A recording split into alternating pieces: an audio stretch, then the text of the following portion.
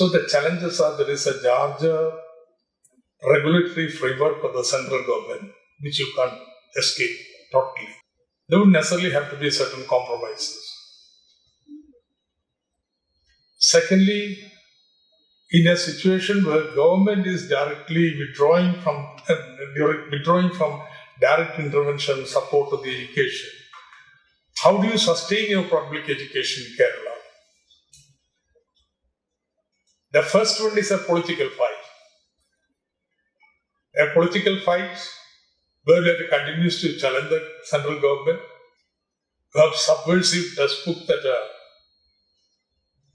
created. So that is a political struggle. Now, regarding the second one, where resources are lacking for development of the public sector education or public education, how do you meet that challenge? Kerala has chosen the path of decentralization. That is to say,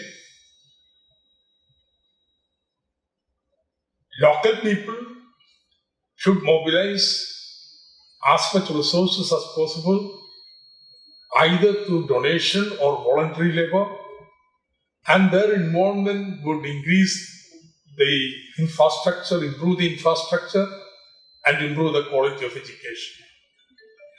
I don't want to go into details, but most important thing that has happened in Kerala in the last 25 years in the service sector has been the tremendous improvement in the quality of public school education. So much so now there is a reverse flow of students from unaided sector to aided or government schools. And if you look at the ranking of Niti Aayog, Kerala has been the topmost in the quality of school education in the entire country. So this has been achieved through much higher public participation in the management of school, through a number of microfora like parent-teacher associations, so many other community organizations around the schools, and they have been effectively improving Kerala's public education system. And not all interventions are just in the school, but outside, using the library. And I think I can tell you my experience. The constituency I was an MLA representing, 25% of the population were fisherfolk. But when the final results come, of all the best performing students, though not fully correct, all A+ students, there would be something like 100, hardly 5 would be from the fishermen area. Why? It's primarily because the environment at home is not conducive for education. There is no motivation and challenge in them. They are the first generation to enter into the, SLC level. Now this is a challenge. How does the community involve to improve, to solve the situation? We use the libraries. There were 12 libraries in the coastal area. Each of the library, we improved the facilities, as hall to sit and study for the students, at least 6 or 7 computers and LCD projector and so on. So all students were encouraged to come here and use the library as a study house. Every evening after games and so on, 6 o'clock, children would come. There would be mentors there to answer their doubts, and they would stay till around 8:30. Then they will be escorted home. Now this can function only if you can get for every library 5-6 people who are willing to be mentors, spend every evening there. And it can function only if all the parents agree, okay, the girl children can spend till late time in the library, then someone will escort them to the house. So you cannot operate this without, say, total community involvement, but centered around the library. Now, what has been the result? After 3 years, we decided no, we will not allow students to enter, say, at 10th stage. There's no point in taking students to the 10th standard and giving them the facility to sit and study and so on. So we receive them only the 7th standard. Then we travel with them up to the 10th. Last year was the first time the first batch, 7th standard batch, wrote SSLC examination. We had 126 All A plus from the coastal areas. There's something amazing here to say. It's not the school alone. It's an educational community involvement centered on the library. And somebody said about the library, now the books are there, but nobody needs to take the books. Library is not the beehive of activities as in the past, except in panchayats like Mayi, or the libraries I just mentioned about. See, library will have to redefine its role in society. Library is not a collection of books, big collection of books and distributed. In the earlier times, his social role was defined with respect to the trade union movement, the peasant movement, the political movement, national movement. And now you have to redefine your role. And once you redefine, all set of people who are interested in those social tasks will come to your library. So that is my first question. Then how did the building of this organization of or movement in libraries happen in Kerala? Let me tell you, we can replicate Kerala history. History is history. But there is nothing to prevent library becoming a center of political activity or social activity anywhere in India. You may not create a movement statewide and so on because statewide movements such as in Kerala may not exist. But you are working in a village. Okay, it will not be a Paka library with big building and so on, but with few books, even in a house, few shelves. But then activities can be organized to introduce the book, explain the books, reading hours, discussions on the books and so on. So whole sorts of non-formal education can be woven around the library. So, last presentation by Nitish, how even for a formal academic research, rural libraries can be very useful source of material. And totally true. If you are a social researcher, history, sociology, politics and so on, our academic libraries give only formal literature. But in a literate society like Kerala, the grey literature is much wider than formal literature. Everybody would be writing something. They may not come into the book markets. But they write, few copies, 100 copies will be printed. Only place you can find them is the rural libraries. A terrible thing that has happened in Kerala is, recently after People's Plan campaign and so on, all the library buildings have been renovated and many of these old books have been thrown out. Okay? There must be some way why Sahitya Academy should collect them and keep them. Give in response, pay 10 times the price books in current books would be given for industry and take them away. So, this grey literature, these are repositories of grey literature. And not only to North Malabar, throughout Kerala. My research has been on the history of the working class movement in Alleppey, and my main source has been precisely the Gay literature. My time series data on the trend in wages has been taken from notices and pamphlets published. Before our strike, there would be a notice. This is the wage we want at this wage. There were hundreds of such notices collected. I built up the time series data on the wages of care workers in Alleppey. So this is true not only for here, but throughout Kerala. If you are on a history research or a socio-political research, I think rural libraries are very, very important resource material that is possible. There are 2-3 just questions. I quickly go through it.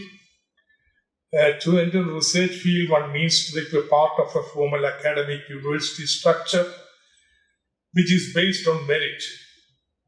That merit is not often followed because of caste, gender, or considerations. Usually, libraries are also conceptualized as places for people who are already in the know-how, to know how to read and use library. What are some of the alternatives to merit-based entry into research? That's a larger question I'm not going to enter into. No. There are ways of making merit the primary criteria. Merit should be the primary criteria. Of course, with consideration for caste and disadvantages. How should we reconstruct libraries as being for everyone? The last question raised, there was a way that repositories in the university library could be accessible to not only students, other people also. First thing would be to, this building we are sitting has a long history. In one of my budgets, I said, any university, 24 hours library, no budget left. You can make a program and come. Kannur University was the only university that came up with a program.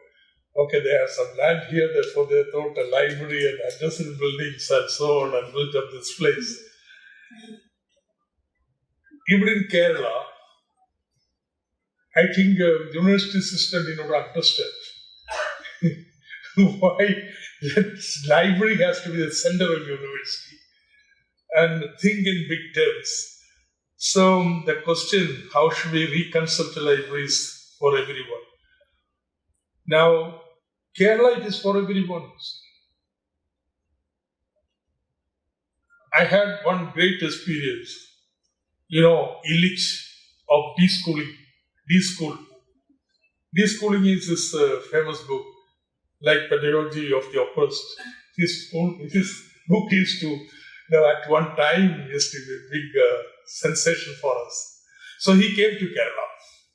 So I decided to go and meet him. So we went from one library to another, etc. Finally, I caught him in Wadi. That's the Koilon hostel area. And there in one library, sitting amazed. So I went and said, Marxist capitalist, Malayalam. What amazed him is 6-7 people have borrowed it. Yeah. So you're saying, you mean these special people, they borrow capital and look at it. I don't think anybody would have read through Capital or not. But here is somebody seeing this, okay, let me try it. Not one person, few people. Borrowed it from the library. So Illich was sitting and he has written about this thing and called it, this is the informal university of Kerala. The whole politicization of the people in Kerala, libraries did play very, very important roles. To ask anybody, earlier generation, their starting point, there will be connection with the library. My first sort of political act was becoming a library secretary at the age of, in my 8th standard. I don't want to go into the story how it happened, but I think this is the experience practice of many person from the earlier generation. And now things have changed a bit. The reason is Kerala's per capita income has gone up. Earlier in my school age, you had to go to the library to read. The morning first thing is to rush to the library, look at the newspapers. Now every house has got 1 or 2 or 3 newspapers. Every house has a small library. Library Council survey would show that. So one doesn't have to go to the library to collect the book and so on. So you have to think how library cannot continue and survive as just a repository of books, but there will have to be activities surrounding the books. I don't want to go into the details, other sessions are having that. That would make the libraries relevant also. And finally, corporate hold on all sources of knowledge, research, measurement. Even those who are not part of the research have no access to research further.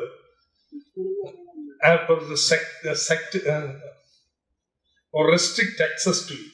How can it be addressed? Is a big question. In April, May 3rd week, Trivandrum is going to have a Freedom Fest. Freedom Fest, knowledge, innovation, and technology. Precisely trying to answer this in this new world, modern period of ours. Knowledge has become the directly productive force, and therefore there are innumerable ways that knowledge is trying to be monopolized. How to challenge this corporate monopoly of knowledge? So we are having a first, international fest. A lot of people from outside, some Nobel laureates also will be joining in. Come over there and answers will be there. Yeah, your question. Just pick. കേദാമോദിന് ശേഷം Indian ഫിലോസഫിയെ വായിക്കാനുള്ള അലസത എന്തുകൊണ്ട്? അത് ഒരു യാഥാർത്ഥ്യമാണ്. ഇന്നിപ്പോ എല്ലാ സർവകലാശാലയിലും philosophy department ഉണ്ട്. എനിക്ക് തോന്നുന്നു 2 ഡസൻ അഫിലിയേറ്റഡ് കോളേജുകൾ ഫിലോസഫി പോസ്റ്റ് ഗ്രാജുവേറ്റ് പഠനമുണ്ട്. അപ്പൊ അക്കാഡമിക് ആയിട്ട് പഠിക്കുന്നവരുണ്ട്. പക്ഷെ കേദാമോദിനെ പോലെ ഫിലോസഫി വായിക്കുന്നില്ല.